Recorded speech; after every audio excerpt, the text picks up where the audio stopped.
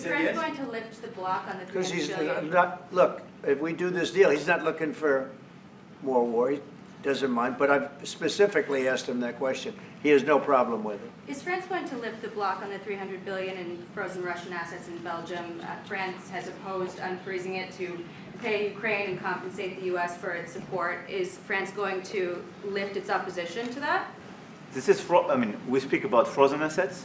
We already used them to back precisely the loans negotiated at the G7. And it's part of the sanctions, so it will depend on the follow-up of the discussions. But clearly, we respect international law. It's just frozen assets now. You can take the proceeds of the frozen assets, but you cannot take the assets themselves because it's not respecting international law, and we want to respect international law. How is one different than the other? If you can take the proceeds from it, how can you not take Because it's very different. You keep the assets, you take the proceeds because they are paralyzed in a certain way. You take the proceeds during the wartime, but you keep the assets, and it's part of the negotiation at the end of the war.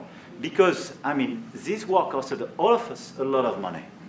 And this is the responsibility of Russia, because the aggressor is Russia. Should the U.S. be compensated? So at the end of the day, this frozen asset should be part of the negotiation, all in all. Will France support the U.S. being compensated?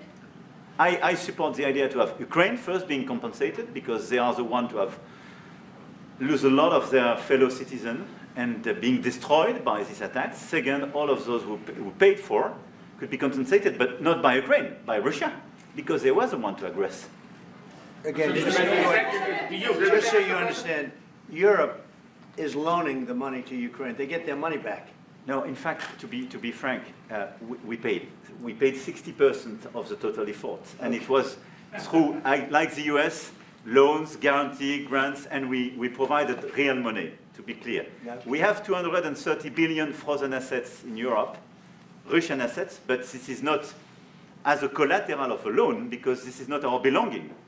So they are frozen. If at the end of the day, in the negotiation we will have with Russia, they're ready to give it to us, super. It will be loan at the end of the day, and Russia will have paid for that. If you this is my believe wish. that, it's okay with me.